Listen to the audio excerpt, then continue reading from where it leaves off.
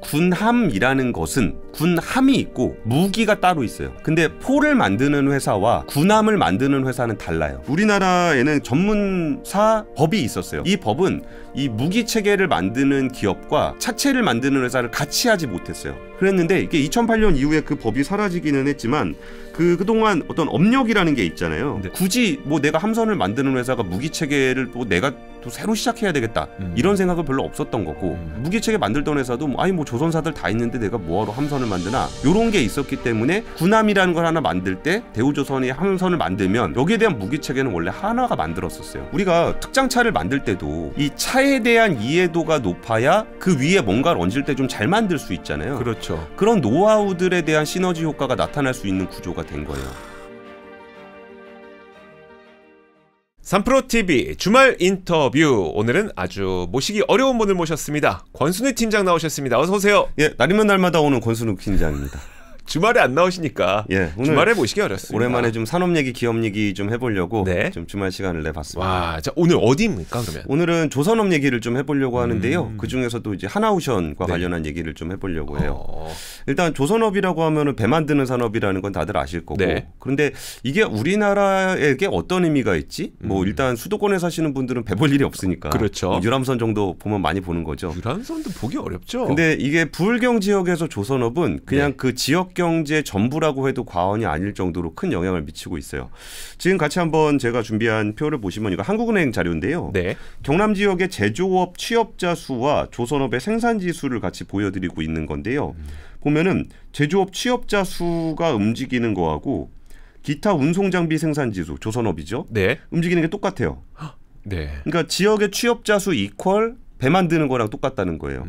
그러면 그 동네 아파트 가격. 네. 아파트 가격도 굉장히 중요하죠. 그렇죠. 그럼 부동산 시장에 뭐가 영향을 미치냐 그랬을 때 상권. 경남 지역에서는 상권 영향 미치겠죠. 입지에 따라 좀 미치긴 미치는데 압도적으로 영향을 많이 미치는 거는 결국은 조선업입니다. 같이 보시면 실질 아파트 매매 가격 지수가 이렇게 움직일 때 그 기타 운송 장비 생산 지수도 이렇게 움직여요. 그러니까 조선업 경기에 따라서 그 조선 배를 팔아서 벌어들인 돈이 있으면 그 돈을 지역에 있는 분들이 월급으로 받고 네. 그걸 가지고 자산을 축적해서 다시 아파트를 사는 그런 구조입니다. 그리고 심지어 인구요.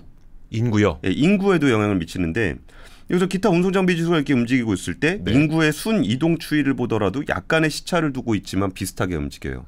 조선업이 후황이 되게 되면은 뭐 지역에 계신 분들뿐만 아니라 외부에서도 이렇게 들어오게 된다. 되시는 거죠. 그래서 조선업이라는 게 우리 지역, 불경 지역은 굉장히 넓은 지역이잖아요. 네. 그 지역의 경제를 차지할 정도로 굉장히 많은 영향을 미치고 있고 한때는 조선이 반도체보다 수출을 더 많이 했습니다. 크잖아요. 예. 그런 엄청난 그 1위를 한 적도 있었고 그럼 조선업의 시작을 언제로 봐야 될 거냐라고 봤을 때 1937년에 그 조선중공업 대한조선공사가 처음에 만들어졌습니다. 네. 그러니까 나라 차원에서 배를 만드는 뭐 이건 일제시대죠. 그러다가 1972년에 현대조선중공업 여기가 지금의 HD 현대조선중공업이고요. 네. 그다음에 73년에 대한조선 옥포조선소 여기가 지금의 대우조선 한화오션입니다. 그리고 74년에 삼성중공업이 설립이 됐습니다. 그러니까 72, 73, 74년에 우리나라 빅3 조선사가 다 만들어진 거죠. 네. 그러다 78년에 또 옥포조선소는 대우그룹으로 인수가 되면서 대우조선이 됐고요. 그리고 2023년에 하나그룹이 대우조선을 인수를 하면서 우리는 선박을 만드는 것에 그치는 것이 아니라 해양과 관련된 어떤 솔루션을 제시하는 그런 기업이 되겠다고 해서 하나오션 이름으로 이름을 변경을 하게 됐습니다. 근데 그 조선주, 그러니까 주식 투자 오래 하신 분들은 아실 건데 네. 조선주를 뭐 이거는 뭐 인지 감수성을 떠나서 그냥 시쳇말로 하는 거니까 네. 남자의 주식이라고 부릅니다. 용의 심장을 가진 사람. 용의 심장, 남자의 주식. 네. 왜 그랬습니까? 으악 뿅 으악 뿅 이렇게 되는 와. 남자의 주식. 50만 원 갔던 주식이 10만 원대까지 내려와 있는 네. 거의 80% 하락이죠. 근데 이 정도의 규모가 되는 게 이게 전 세계 한번 선박 건조량이에요. 네. 전 세계 선박 건조량이 지금 파란색 표로 이렇게 움직이고 있잖아요. 근데 여기서 우리나라 선박 생산 지수를 보면은 거의 유사한 흐름을 보이면서 거의 끝까지 다 갑니다. 우리나라가 전 세계를 대표하네요. 예. 여기서 정말 우리나라의 어떤 조선업의 어떤 그 경쟁력이라는 게 전 세계 발주량을 거의 다 차지할 정도로 굉장히 좀 경쟁력이 강해요. 근데 거기서 그 2000년대 들어서 중국의 어떤 경제가 성장을 하게 되면서 글로벌 물동량이 늘어났고 그 물동량이 늘어난 것만큼 선박 건조량도 늘어났어요. 네. 그 선박 건조량이 늘어난 그 선박을 만들던 회사가 우리나라 회사들이고요. 나중에는 이제 중국 회사들이 이제 직접 자기네들의 조선 배를 만들기 시작했는데 여기에는 조금 달라진 포인트는 있습니다. 우리나라 회사들 같은 경우는 고부가 가치 선박으로 갔다 그러면 중국 회사들 보기에 자기네 화물을 옮기는데 이거 한국 좋은 일만 시키는 게 되잖아요. 네. 그래가지고 이제 자국의 발주를 하는 것들은 자국의 조선사에 맡겨서 벌크선 같은 어떤 저부가 가치 선박들은 직접 만들기 시작했어요. 그러다가 2008년 금융위기를 겪고 그 이후에도 물동량은 괜찮게 살아 있었습니다. 중국 경제는. 네. 그러다가 여기가 떨어지기 시작했던 제일 많이 떨어졌던 게 2016년인데 지금 한번 같이 보실게요. 전 세계 선박 발주량이 거의 4천만 CGT였던 게 지금 2016년으로 가면 786만 CGT. 거의 5분의 1 토막이 난 거네요. 그렇죠. 와. 그중에서 우리가 수주한 물량을 보면 전년 대비로 봤을 때 네. 거의 700만 CGT를 하던 것이 네. 87만 CGT가 됐어요. 거의 10분의 1 토막이 났죠. 그러네요. 네. 그러니까 이게 우리나라 조선사들이 그때 뭐 그 당시를 기억하시는 분들은 있겠지만 뭐 구조조정을 한다 뭐 그래가지고 뭐 저가 수주 경쟁을 하고 거기 방만 경영을 하고 그런 얘기들이 많이 나오고는 있지만 지금 이 상황들을 보게 되면은 아니 어떻게 그 10분의 1 토막, 그 1년 사이에 10분의 1 토막이 나는 상황을 견뎌야 했던 거예요. 그러면서 우리나라 조선사들은 한 예를 들어서 한 700만 원 벌던 사람이 한 달에 700만 원 벌던 사람이 갑자기 87만 원 번다고 생각을 해보세요. 큰일 나죠. 그러면 여기서 우리가 생활을 좀 줄여야 되겠다라고 할 수는 있겠지만 네. 그런 급격한 변화를 감당하기는 쉽지 않은 거였어요. 그리고서 이제 해양 플랜트라고 이제 그 바다에서 거기에서 이제 석유를 캐는 일종의 공장입니다. 네. 바다 위에 떠 있는 공장을 만드는 그 어마어마한 일을 이제 해양 플랜트라고 하는데 그때 그 바다 위에다 공장을 만들 수 있는 기업은 전 세계에 없었습니다. 그때 우리나라 조선사들이 아무래도 이제 바다 위에 떠 있는 구조물을 만드는 능력이 있었기 때문에 그걸 받았는데 처음 해보던 거다 보니까 시행착오가 많이 있었고 그 시행착오를 하게 되면 뭐 설계 변경을 한다거나 아니면 원자재 가격이 변동한다거나 그래서 엄청나게 손실을 좀 보게 됐었던 거예요. 그래가지고 일단은 각 사별로 조선사들이 이제 자기네들의 어떤 생산 규모를 줄이고 인력을 줄이고 했었는데 아까 보시다시피 전 세계 발주량에서 우리나라 비중이 굉장히 높았고 네. 전 세계 발주량이 급격하게 낮아진 상황이었기 때문에 개별 기업 차원에서 그 규모를 줄이는 걸로는 한계가 있었어요. 그리고 그거를 뭐 줄인다고 줄이더라도 이제 일감은 계속 있어야 되니까 저가 수주를 할 수밖에 없고 네. 우리끼리 너무 낮은 가격에 저가 수주 경쟁을 하다가 결국은 손실을 보는 일들이 벌어지다 보니까 야 이거 안 되겠다. 단순히 적게 줄이는 걸로는 안 되겠다. 그래서 야 조선사 빅3가 아니라 빅2로 가자. 네. 라는 생각을 했던 거예요. 그래가지고 여기 나오는 이게 심심하면 붉어지는 삼성중공업의 대우조선 인수설. 이게 뭐냐면 대우조선은 당시에 대우그룹이 무너진 다음에 산업은행이 그걸 들고 있었어요. 네. 그래서 이걸 어떻게든 이제 민간으로 다시 돌려보내야 된다라는 미션이 있었던 거고 그리고서 좀 안 좋아지니까 조선사를 하나 줄여야 되겠다라고 했을 때 삼성중공업에게 대우조선을 인수하라고 제안을 했던 거예요. 네. 근데 삼성중공업은 뭐라 그랬는지 아세요? 비싸다 그랬을 것 같아요. 아니면 우리도 여력이 없어요. 뭐 이랬을 것 같아요. 그렇죠. 두 번째 우리도 여력이 없어요 정도를 넘어서 네. 삼성중공업을 사시면 어때요? 차라리. 예. 네. 그러니까 그 정도로 이제 중공업이 많이 안 좋았던 그런 상황이었고 그러면 삼성중공업은 대우조선을 인수할 수 있는 여력이 없다면 그러면 이제 현대중공업에다가 이번에 또 제안을 한 겁니다. 네. 현대중공업 네가 대우조선을 사라. 지금 빅3 구조로 가게 되면은 저가 수주에 출혈 경쟁을 하게 되면은 너도 손해를 보지 않냐. 그러니까 현대중공업 입장에서도 그냥 가만히 뒀다가는 여기에 그 출혈 경쟁이 계속적으로 이어질 수밖에 없기 때문에 대우조선을 인수하려고 했던 거예요. 네. 그래서 대우조선을 인수하기로 다 구조를 짜고서 했다가 근데 이게 아까 우리나라 빅3가 전 세계 선박 중에서도 고부가 가치 선박에 대한 점유율이 굉장히 높았거든요. 그러다 보니까 저기 보시면 EU에서 왜 EU냐? EU 같은 경우는 그 조선 그 해운업의 선주들이 많습니다. 맞아요. 네. 그리스 해운사 이런 데들이 있잖아요. 배주인들. 네, 배주인들.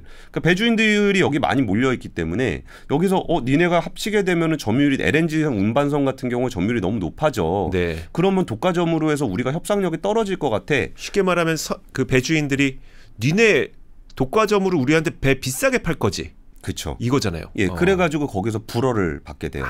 그러면서 이제 두 개로 합치지 못하는 상황이 됐고 결국은 이제 하나그룹에서 대우조선을 인수하면서 하나오션이 네. 된 거예요.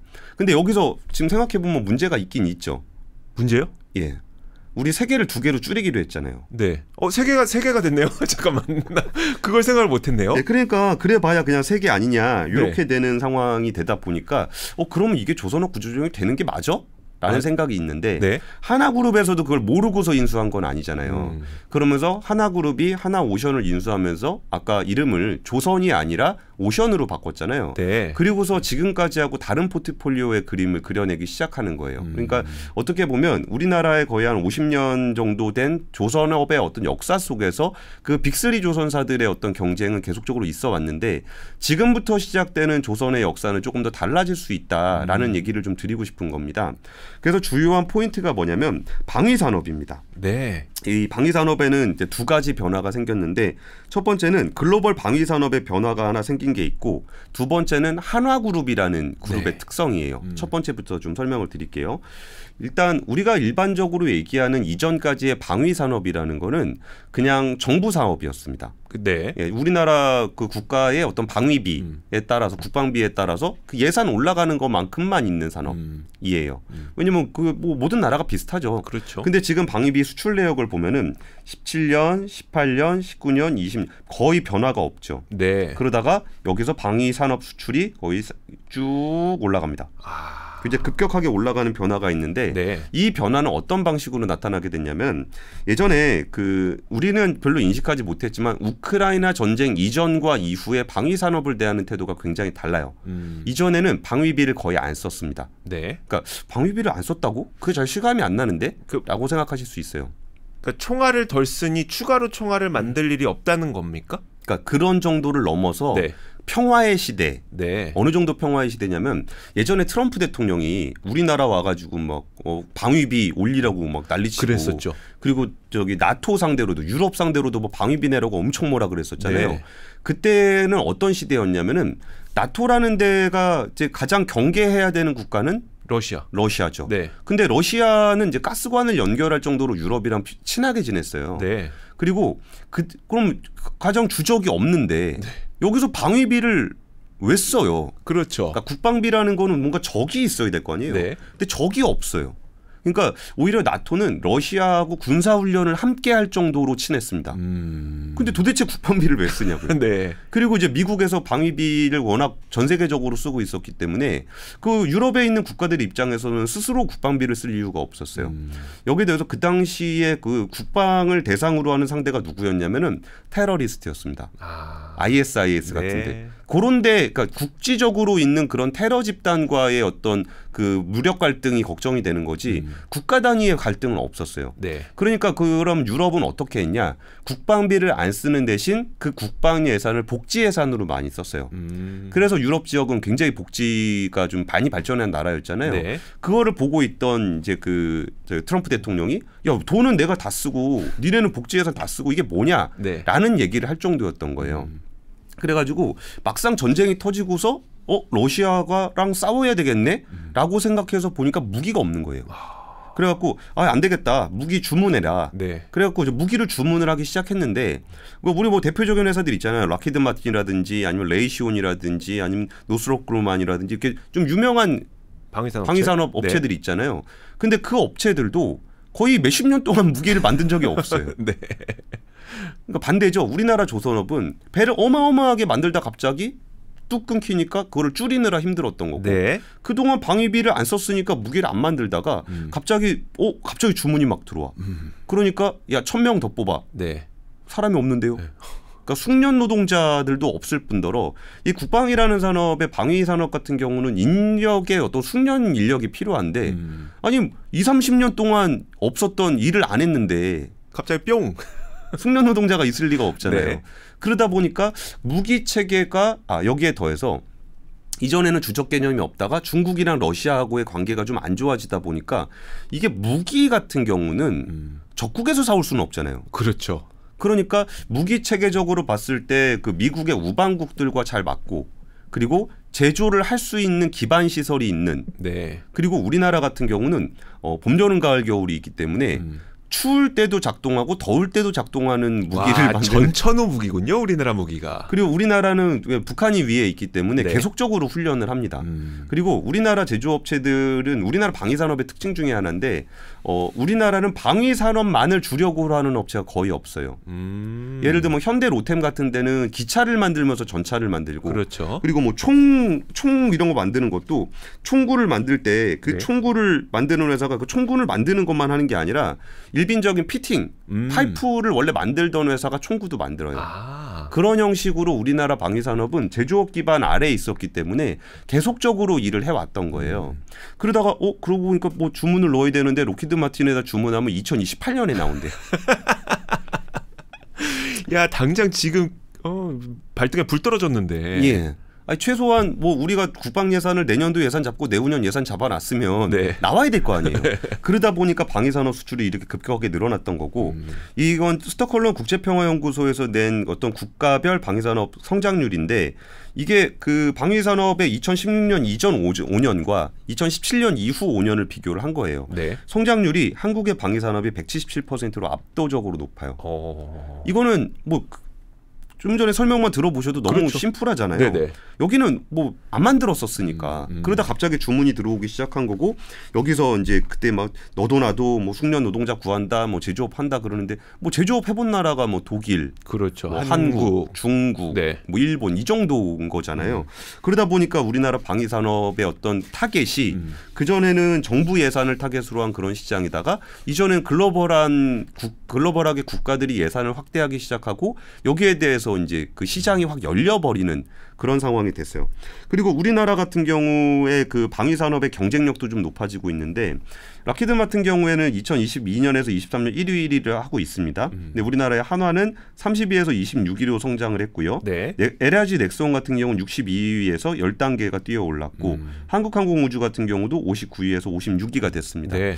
그러면 이렇게 됐던 게 그냥 단순히 우크라이나 전쟁이 끝나면 그냥 사라지는 그런 수요냐라고 봤을 때 이거는 에이비에이션 위크를 기초로 산업연구원에서 작성한 자료예요.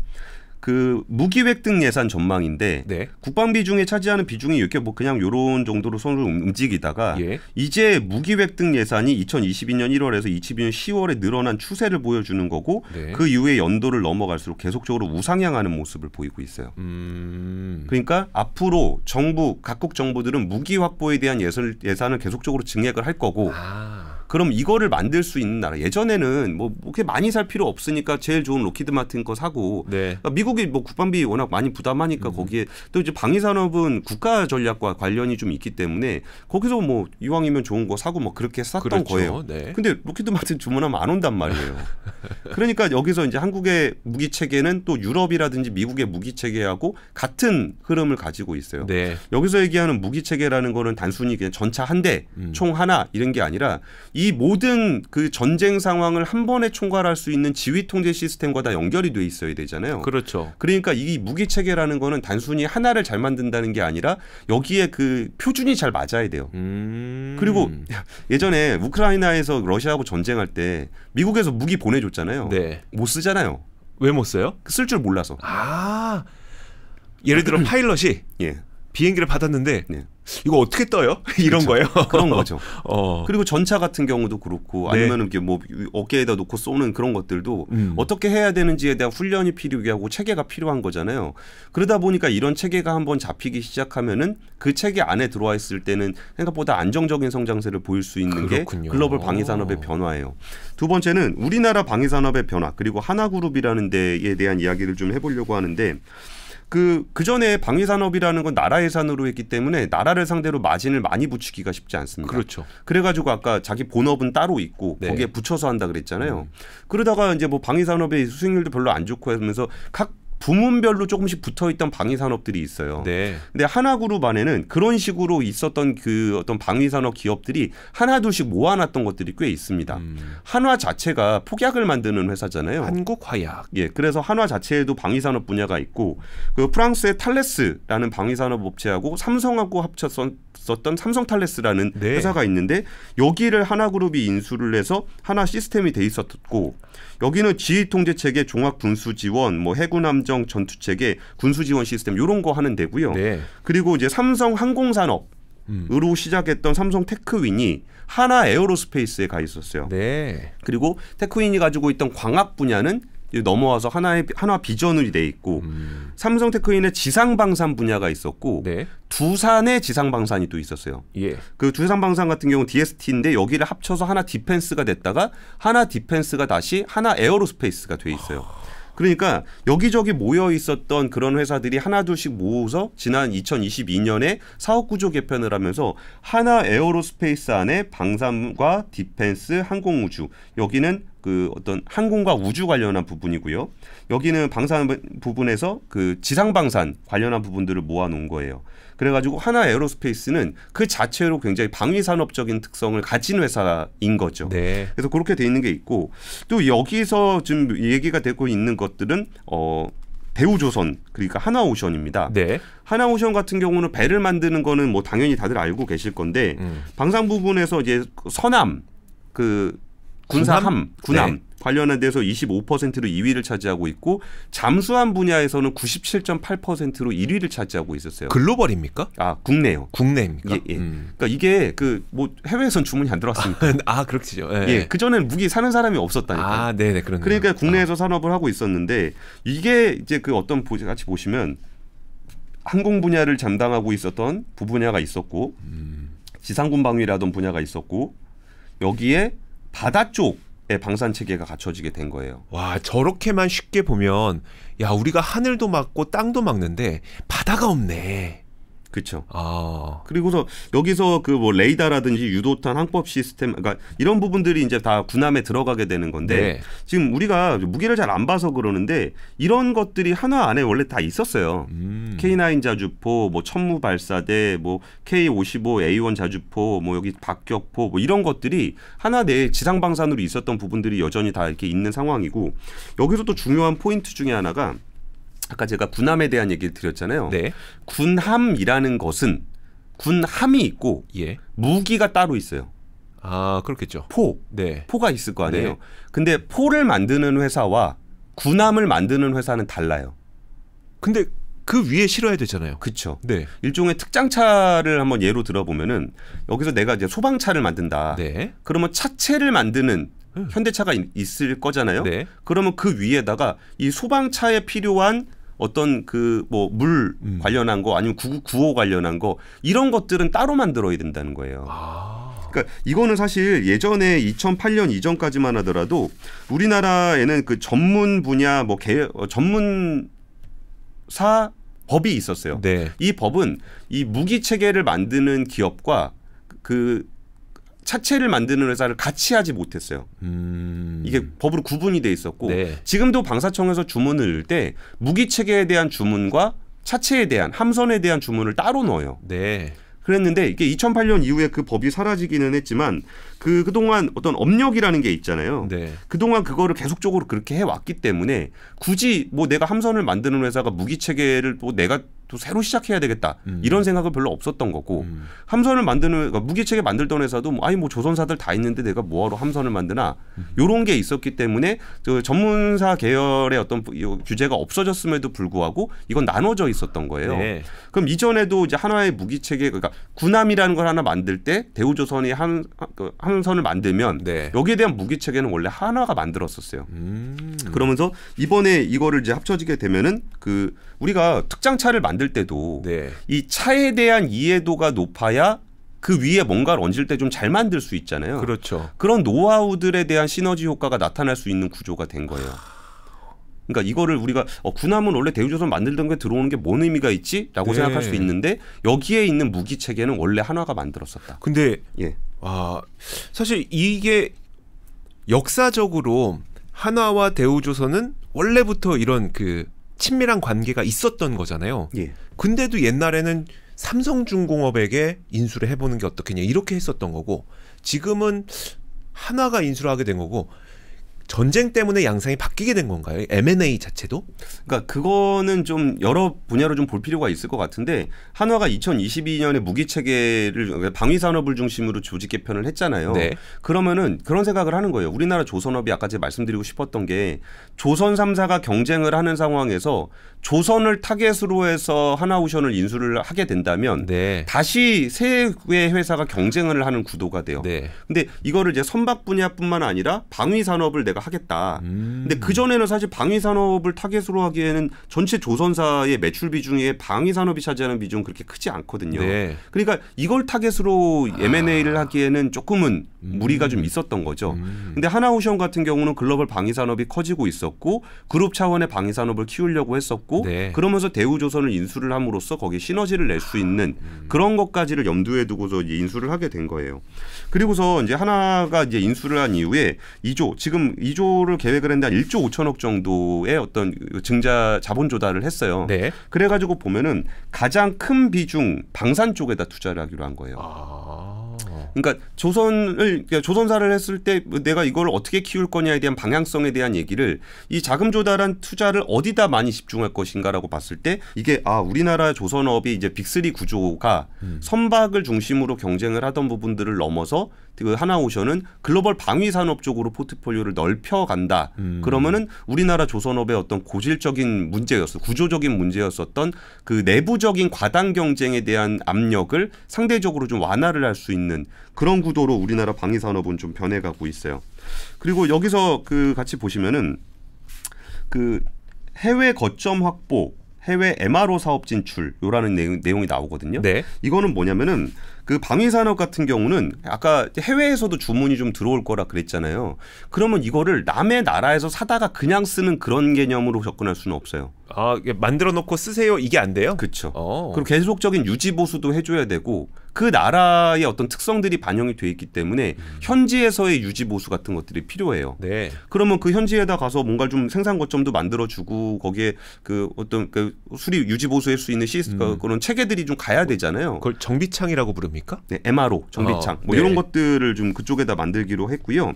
그래서 여기서 좀 특이한 아직까지 이거는 하나오션 쪽에서 구체적으로 얘기를 하고 있지는 않은데 네. 뭐 대충 다들 그렇게 생각은 하고 있어요. 뭐가 있냐면 그 하나오션이 미국에다 법인을 하나 설립을 했어요. 예. 근데 법인을 설립을 했는데 이게 북미에 있는 조선소를 인수하려고 그러는 것 같다. 네. 라는 생각들을 좀 하고 있어요. 근데 이게 미국에다 왜 조선소를 사지? 굳이? 미국에 조선소가 있긴 하는가? 그러니까요. 그런 생각이 좀 들잖아요. 그러니까 미국은 지금 어떤 상황이냐면은 그 미국하고 중국이 지금 이제 경쟁 구도로 갈 때 태평양을 중심으로 한 어떤 경쟁이 굉장히 치열해요. 그래서 대만을 어떻게든 지키려고 하는 게 또 그런 목적이 있잖아요. 근데 지금 기준으로 봤을 때 중국의 그 선박 그 배 군함이 한 350여 척 정도 된다고 해요. 근데 미국은 지금 한 300여 척? 개수로는 미국이 더 적네요. 그러니까 해군력이 오히려 조금 밀린다라는 얘기가 나와요. 근데 여기서 그 미국은 어떤 법이 있냐면 존스법이라는 게 있어요. 존스법. 네, 1920년도에 만들어진 법인데 그 미국에서 돌아다니는 배는 미국에서 만들어야 된다. 군함은 미국 조선사에서 만들어야 돼요. 국가안보법에 근거해서. 네. 그래가지고 지금 미국에서 이제 그 군함을 만들 때는 미국 조선사가 만들어야 돼요. 네. 근데 미국에 조선업이 있나요? 있습니까? 사실상의 어떤 상업화된 조선소는 없잖아요. 네. 근데 이 미국 국방부에서 내는 주문을 수용할 만한 조선소는 있겠죠. 있겠죠.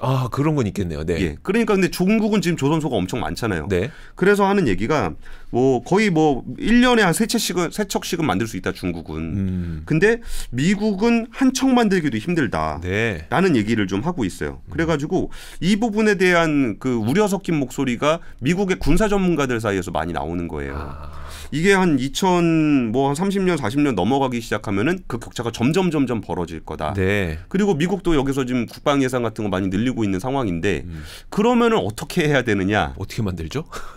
그래가지고 하나오션이 지금 저 미국에다 법인 만든 게 미국에 있는 조선소를 인수를 해서 존스법을 준수를 하면서 수주를 받을 수 있는 그런 기반을 만들고 있는 것으로 좀 보고 있어요. 그래서 이 부분에 대해서는 이제 구체적으로 좀 딜이 좀 진행이 돼봐야 알겠지만 그럼 미국 입장에서도 조선소가 필요해요. 그래가지고 한국에 있는 조선사 와가지고 올해 초에도 와서 뭐 우리는 조선소를 뭐 세계 최고의 조선소를 찾아다니고 있습니다라고 이제 미군 거기서 그 해군 쪽에서 주문 넣는 사람이 와서 그런 얘기를 했었거든요. 네. 근데 거기에 미국의 조선소를 만들어서 군함을 만들어준다. 그리고 거기에 대한 유지 보수를 미국 내에서 할 수 있다. 땡큐죠. 라고 한다면 미국 입장에서도 나쁠 게 없어요. 네. 그래서 그 시장을 보고서 진출하는 그런 사업 모델이 좀 진행이 좀 되고 있다라고 보시면 될 것 같습니다. 그리고 이제 또 다른 사업이라고 한다면 친환경 선박 쪽이 있습니다. 본업을 한번 볼까요, 그러면? 예, 본업에서도 네. 아까 그 컨테이너선 같은 경우에 본업 자체에서는 경쟁을 하게 되면은 그 출혈 경쟁 가능성이 좀 있다 그랬잖아요. 네.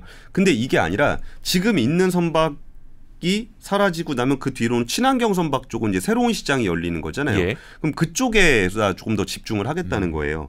그럼 친환경 선박이라는 거는 이제 한 두 가지 정도로 일단 구분을 해볼 수 있는데 하나는 추진선입니다. 네. 그러니까 연료를 뭘로 쓰냐? 연료를 뭘로 쓸 것이냐. 그 친환경 연료를 쓰겠다라는 건데 그래서 하나오션 같은 경우는 하나그룹 하나오션을 인수한 다음에 HSD 엔진이라는 회사가 있었어요. 네. 거기는 이제 대우조선과 삼성중공업에다 엔진을 납품하던 회사인데 이 엔진이라는 게 결국은 추진 동력이잖아요. 네. 그래서 HSD 엔진을 인수를 했습니다. 그리고서 거기에서 그 뭐 메탄올이라든지 암모니아라든지 수소 추진 선박에 대한 추진 기술에 네. 대한 부분들을 계속적으로 하고 있고요.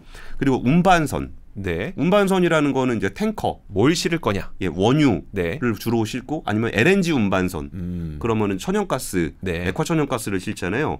근데 이제 미래에 어떤 수소 시대가 된다 그러면은 1차적으로 그 수소를 실어야죠. 실어 날릴 수 있는 선박이 필요하니까 수소 운반선이 있고요. 네. 수소 운반 같은 경우는 영하 230도, 240도 이하로 떨어뜨려야 돼요. 그러니까 이게 굉장히 낮은 온도를 해야 되기 때문에 운송이 쉽지 않습니다. 네. 그래가지고 나온 대안이 그 수소에다가 질소를 붙여요.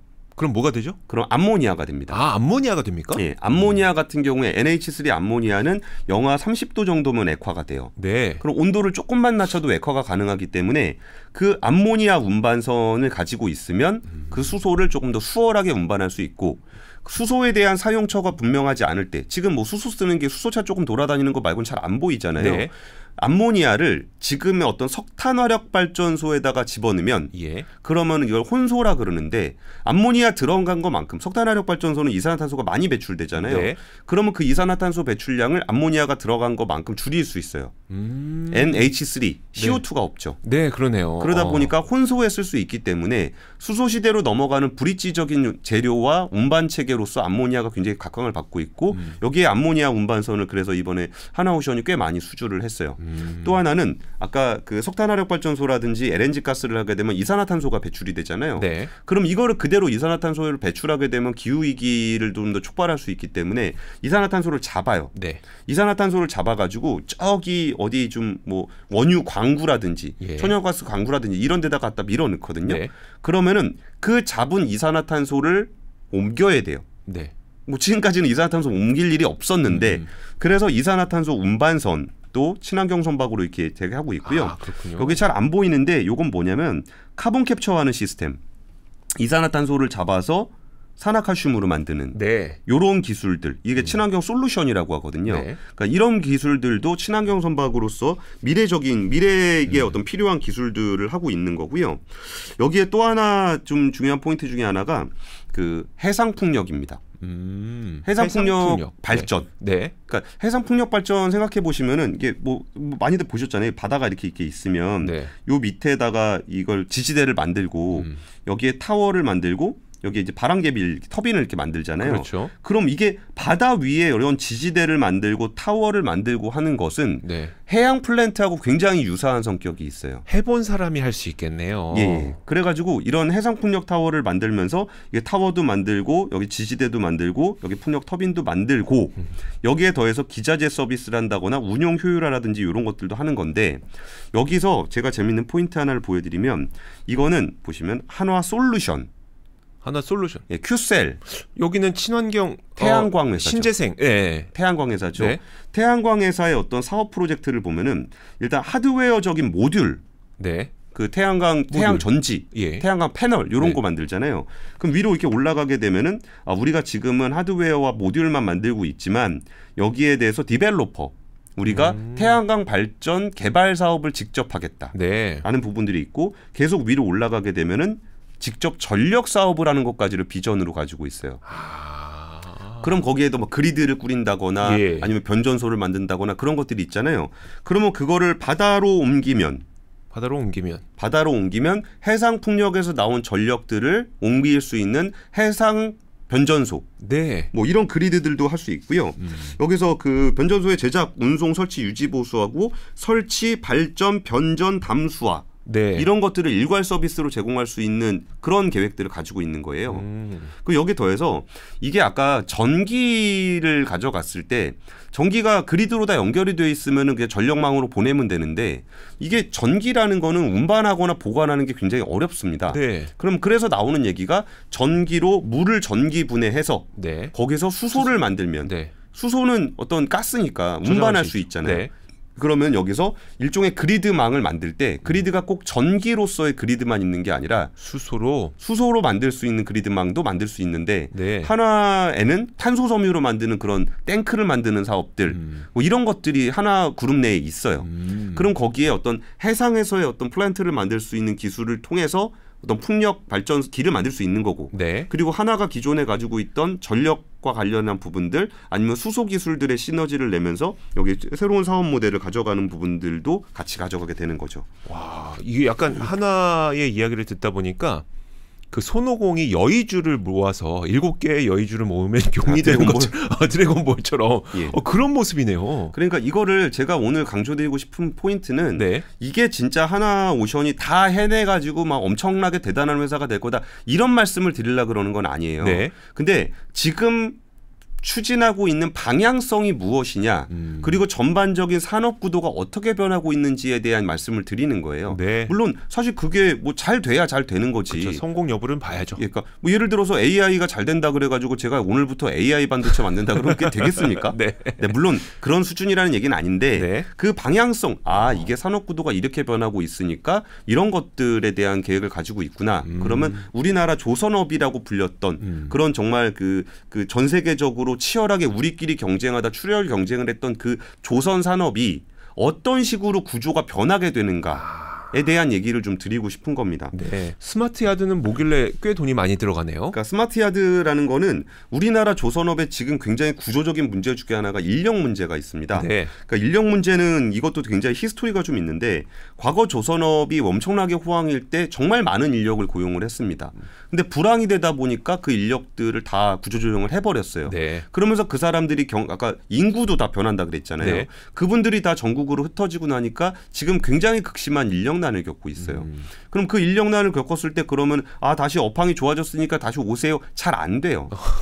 그러면 이 산업 구조에서 인력난을 해소하는 것은 요원합니다. 네. 그럼 그랬을 때 우리는 어떻게 그러면 여기서 원가를 낮추면서도 인력난을 극복할 수 있을까라는 부분에서 이제 스마트 야드 미래 조선업에서 굉장히 중요한 포인트가 되는 건데 이거는 하나에서 만든 어떤 관제 시스템인데 네. 전체 조선소를 일종의 디지털 트윈으로 옮기는 거예요. 그러면서 이거를 전자적으로 AI를 적용을 해가지고 이 야드를 공장 자동화하듯이 어떻게 야드를 자동화할 것인가라는 고민이 있는 거고 그리고 용접 같은 게 굉장히 고도의 기술이 필요하거든요. 근데 그 숙련 노동자들이 지금 사라졌을 때 이거를 어떻게 우리가 인력 수요를 챙길 것이냐라고 봤을 때 결국은 로봇을 통해서 그렇게 좀 대체를 하고 있는 추세예요. 네. 그래가지고 지금 우리나라 조선업의 어떤 지형 구도가 어떻게 변하는지에 대한 것들을 본다면 이 직접 제조하는 설비들도 생산 설비들도 변하고 있다라는 말씀을 좀 드리고 싶습니다. 그리고 이 부분에 대해서 저기도 좀 눈여겨볼 만한 포인트인 것 같아요. 우리나라 조선업의 전반적인 수주 잔고가 한 3.7년 거의 4년 가까이 되거든요. 네. 나머지 회사들은 대부분 올해 수주 목표들을 달성을 했어요. 모든 회사들이 자기네들이 목표 달성 다 하겠다고 해서 뛰어들게 되면은 여기서 이제 또다시 출혈 경쟁이 일어날 수 있잖아요.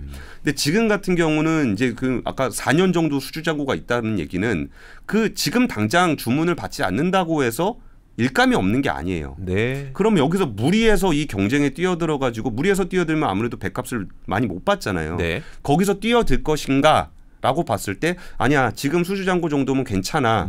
그럼 우리가 집중해야 되는 부분들은 무엇이냐라고 했을 때 이 수주 목표 달성률이 낮다라는 게 네. 여기서 오히려 적극적으로 보여주고 있는 거는 지금 빅3 체계에서 출혈 경쟁을 하지 않겠다라는 걸 말로 하는 것이 아니라 결과치로 보여주고 있는 거예요. 네. 그래서 이런 부분들에서는 이제 사업 포트폴리오가 변함에 따라서 선박 분야에 의한 과당 경쟁은 줄이고 네. 미래 산업이라고 볼 수 있는 글로벌 방산이라든지 친환경 그리고 재생에너지 사업 쪽 요쪽으로 포트폴리오가 넓어지게 되면 우리나라 조선업의 영역이 예전에 선박과 해양 플랜트는 지금 많이 쪼그라들어 있습니다만 네. 거기서 바다에서 이루어지는 대부분의 어떤 솔루션들 그리고 바다에서 이루어지는 솔루션이라는 건 방산을 포함한 거죠. 네. 그 영역이 넓어진다. 그러니까 우리나라 조선업의 어떤 지형이 넓어진다라는 네. 차원에서 보시면은 아 이게 그 하나그룹이 이걸 사서 뭐 하려 그러는 거구나라는 것들을 좀 알 수 있게 되는 것 같아요.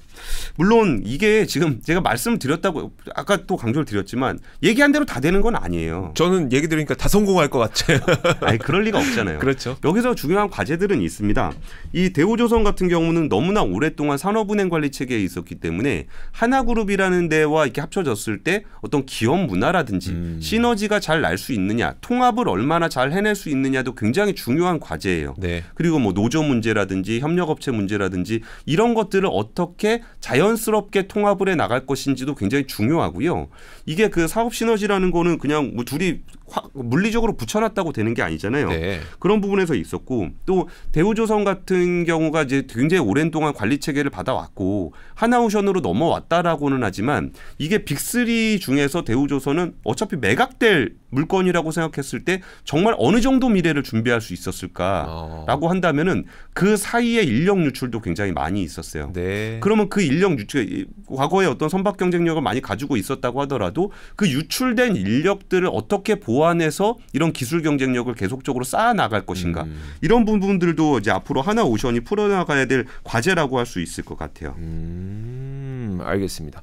사실 우리가 이제 어떤 산업을 바라볼 땐 항상 이 과거에 대한 기억이 뚜렷한 것 같고요. 그리고 예. 시간이 흘러서 미래가 됐을 때 아 이렇게 변했구나라는 것은 좀 기억에 뚜렷하게 남는데 문제는 변하는 과정은 일반인들이 보기에는 참 캐치해내기 힘든 것 같거든요. 근데 지금 말씀해 주신 걸 보니까 일단 과거의 조선이라는 산업에서 방산으로 변해가는 과정에 산업 구조, 산업의 지형도가 이렇게 변하고 있다는 것을 와 너무 좀 저는 되게 인상 깊게 저는 이런 얘기 참 재밌습니다. 되게 고민을 많이 했어요. 네. 진짜 제가 대우조선 구조조정을 취재하면서 아까 한 지역 경제를 다 책임지고 있는 기업인데 그걸 다 살려놨을 경우에 다 같이 망할 수 있고 네. 그렇다고 하나를 정리하자니 지역 경제에 미치는 영향이 너무 크고 네. 와, 이 문제를 어떻게 해결할 수 있을까? 솔루션은 뭐가 있을까라고 했을 때 어떤 시대적 변화, 글로벌 방위 산업이 확대되는 부분들 그리고 이제 그 친환경 에너지에 대한 부분들이 많아지면서 뭐 해상 풍력이라든지 아니면 친환경 선박이라든지 이런 쪽으로 시장이 새로 열리게 되면서 셋이서 요만한 우물에서 경쟁했을 땐 답이 안 나왔었는데 네. 이 시장이 물론 이런 프로젝트들은 삼성중공업이나 현대중공업도 해요. 그러니까 조선 3사가 함께 경쟁하면서 할 수 있는 시장의 범위가 넓어짐으로써 이 좁은 시장의 과당 경쟁에서 벗어나서 좀 더 넓은 시장에서 누가 이길지는 몰라요. 하지만 좀 더 넓은 시장을 타겟으로 경쟁할 수 있게 됐다라는 거는 우리나라 조선업의 어떤 역사적인 흐름을 봤을 때는 꽤 중요한 변곡점에 와 있다라고 좀 말씀을 드리고 싶어요. 단지 내 상가에서 장사하고 있었는데 옆에서 재개발됐다. 네. 예. 자, 오늘은 이 조선 산업이 지금 어떤 변곡점을 맞이하고 있는지 주말 인터뷰 시간을 통해서 살펴봤습니다. 권순우 팀장과 함께했습니다. 고맙습니다. 감사합니다.